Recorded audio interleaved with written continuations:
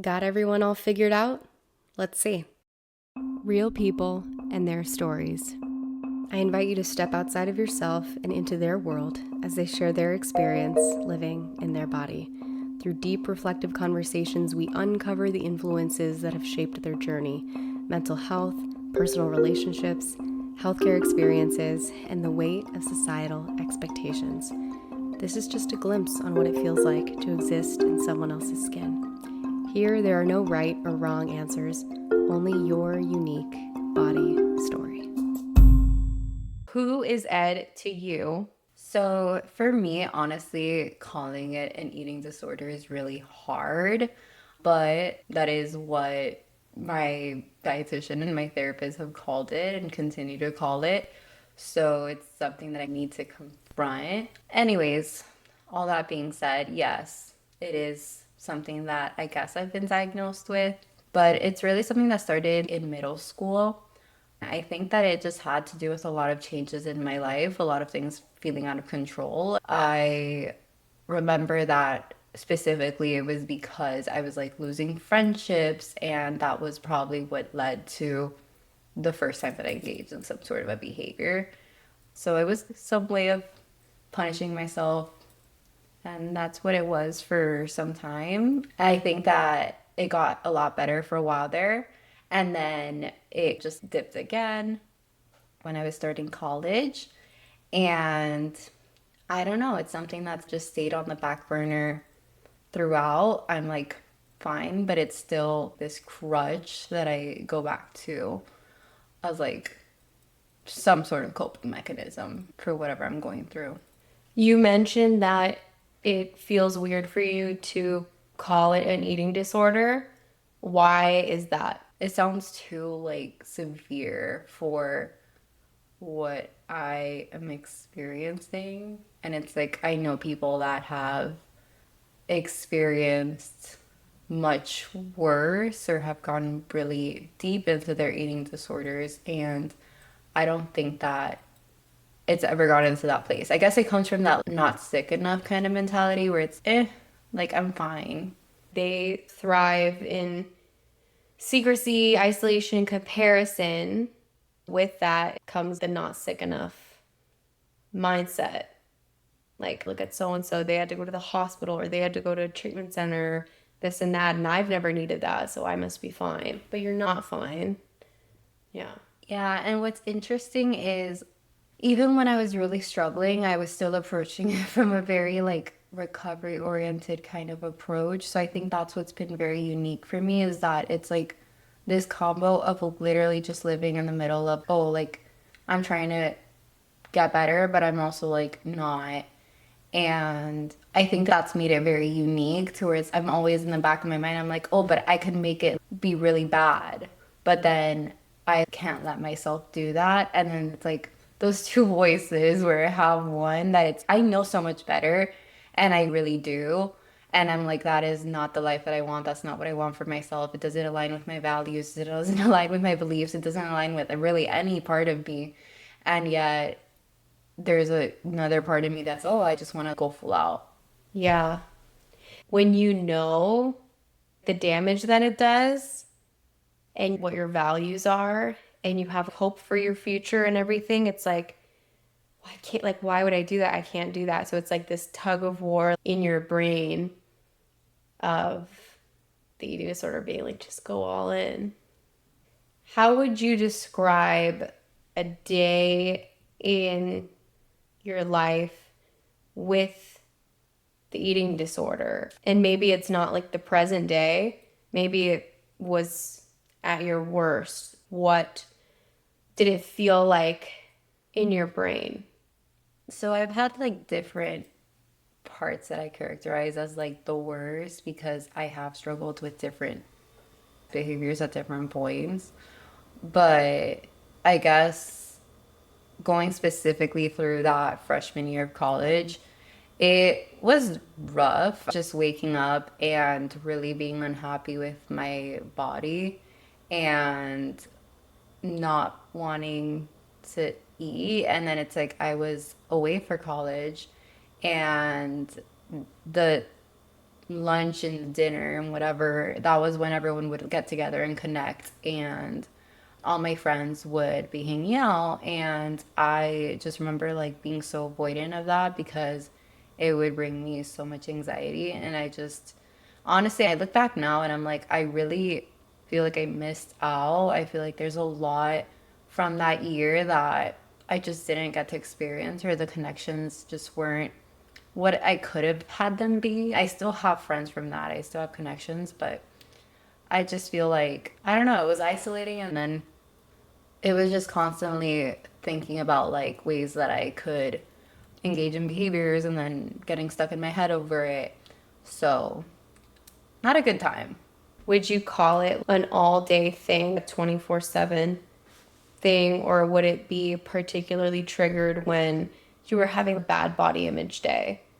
I think that the bad body image would definitely tie into it for sure. I think that if I ever felt a little bit better in my body, then it would be like, oh, okay, like I am allowed to eat more. At least like the thoughts would be quieter. I wouldn't feel necessarily a need to do certain things. What do you feel like the general population is misinformed about when it comes to people who struggle with food and body and exercise? I think that there's a lot of misinformation for sure. I think that a lot of people just have this idea of what the perfect body looks like. And I guess that can also look different for everyone. I feel like so many people are chasing some sort of ideal when in reality it's not even realistic. Everyone has different body and is meant to look different. We're all created differently. Even if we all ate the same and we all worked out the same, like we would all look different. And so it really is just choosing to embrace who we are and the ways that we've been made to be, and also just honoring our body for the vehicle of life that it is. I think our bodies do so much for us, and so treating it from that place of respect rather than just constantly trying to tear it down. Yeah. I think that a lot of people who maybe they don't have a diagnosed eating disorder, but maybe they're very tangled up in diet culture, like chronic dieting, that maybe they relate to the body image issues and a bad body image day controlling their whole day. Like how you feel when you look at yourself determines what you can eat. And when we take a step back, why should that be the case? Like everybody deserves food and nourishment. I like that you said the vehicle of life, and our vehicles deserve fuel, not even deserve, like they need it. Yeah. So it shouldn't even be negotiable. Sometimes it's not even about your body, it's like you're taking things out on your body when you feel too huge or too small. Yeah, am I feeling this in any other area of my life? And it's maybe I feel too small at work, I feel too insignificant, and so then I end up taking that out of my body or something like that. And so it's like realizing that at the end of the day it's really not even about that. A lot of times people will say, I feel so fat. And I know some people have different feelings about the word fat. I know that there's like the fat liberation movement that encourages you. So the word fat to neutralize it, it's not a bad word. But then I know there are people who don't like that word. But that's what people say, right? I feel fat or I feel skinny. And the reality is that if you wake up in the morning and you feel skinny, and then after breakfast you suddenly feel fat, did your body actually really truly change in that way, that in the morning you were skinny and now you are a person in a large body all of a sudden? The reality is that did not happen. Yeah. Even from one day to the next. But people say that and feel it and mean it. And I like that you're emphasizing that sometimes it's not even about the body. Sometimes we're feeling that in a certain other area of our life and we're taking it out on our body. Yeah, exactly. I know we talk a lot of the times about, oh, it's not about the food. But then sometimes it's not about the body either. Sometimes it is. And just also bringing awareness to what else could be going on. Yeah. Another thing too I think that because a lot of people are very disordered and very in the thick of diet culture, people are uncomfortable with feeling full. Just basic satisfaction after eating, people get uncomfortable. That's true. People are used to feeling hungry or empty, and it's sad because, like you said, the vehicles for life that we have, that are our bodies, need fuel, and it's normal for the fuel to be used and then to need another pit stop. But people are mistaking fullness or maybe even a little bloating after certain meals, and suddenly it's a spiral. Yeah. It's interesting. What would you say is the eating disorder's biggest fear? I think that can be different for everyone. I know that in my case, it has been, I guess, a lack of, I feel like it's so cliche, but I guess a lack of control. I am somebody who, in the past, and still, I'll take out my anxiety on myself. I won't necessarily act out in any other ways, but I'll definitely take it out on myself. And so the eating disorder for me has always just been afraid of not being perfect and whatever comes with that. I don't know. It's afraid of so many things. It's afraid of not being loved, of not being connected with other people, of not being supported, not being wanted, all those different things. And then it's so funny because at the same time, I feel like it ends up robbing a person of that connection. So it's tricky. Yeah, and going back to what you said about sort of the origin, the birth of the eating disorder for you, the trigger was loss of certain friendships in middle school, but then fast forward in college, like you said, you felt like you were missing out on certain gatherings with your college friends because they would happen around food, as most social gatherings do. Yeah. So the eating disorder is telling you that it's going to give you control, that it's going to guarantee connection and love and friendship and control and all these things, but then it's taking the control away from you and it's isolating you. So then you're really not connecting with people. Yeah. Or even let's say that at that time I would go out to some sort of an event with my friends and yeah, we're eating. I would not be able to be present whatsoever because let's say, I mean, my head, I would just be so in my head and I would not be able to concentrate on anything else. And that was also just so exhausting.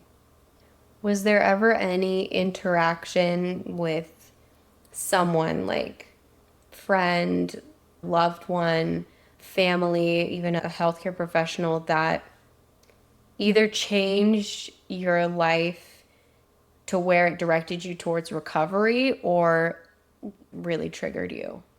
It's a good question. I think that I don't know. I've been in that place of just such an in between for so long.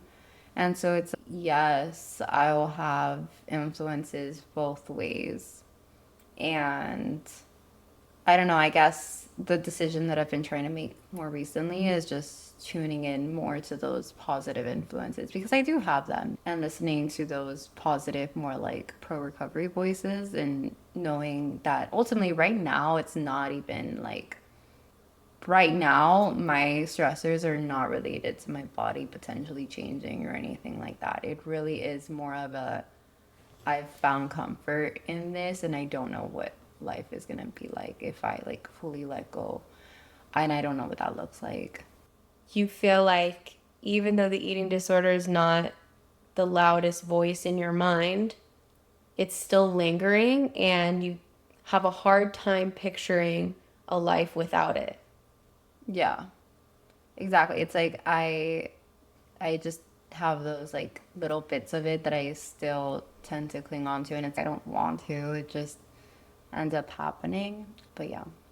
You mentioned that there have been ups and downs. How long was the longest recovery stretch?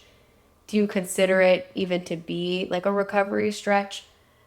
I struggled a lot mainly my freshman year in college. I remember those thoughts coming up for me in middle school and wanting to engage in some behaviors in middle school, but it really wasn't until high school, until like ninth grade. But then once I got past ninth grade, I feel like it got a lot better. I remember that there was maybe like a week there where I was like trying to get a guy to like me or something, and I was like trying to go back to it, and he was like, "Don't do that, that's ridiculous."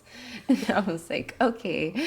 So yeah, but after that it really was a long, yeah, I would have like little lapses here and there, but I feel like it was probably 3 or 4 years where that just was not at the forefront of my mind. And then basically got to college, my mentor told me about her eating disorder story. And the second that she told me that, it's like everything, it reminded me of everything and then opened it up again.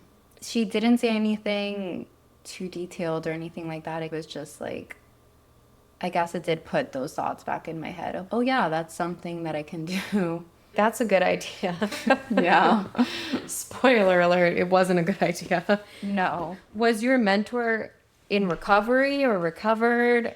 No, she was not doing well. She would talk about it always as if it was in the past, but she was not. She was like very much in it, and which is so funny because that's what I tend to do now. Interesting. So you feel like you talk about it like it's in the past, but it's technically still there. Technically, yes. Do you feel free In what way?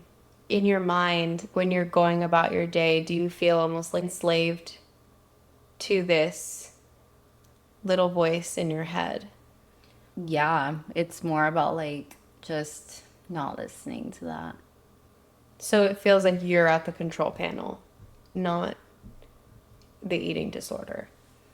Some days I'm more in the control panel. Some days it's something that I think I've actually really been trying to really actually like fully try and conquer and have victory over and just not stay in that like halfway point, just like really go all in. So some days I am really good at that, and then there are other days where I found like when there's less structure it's harder.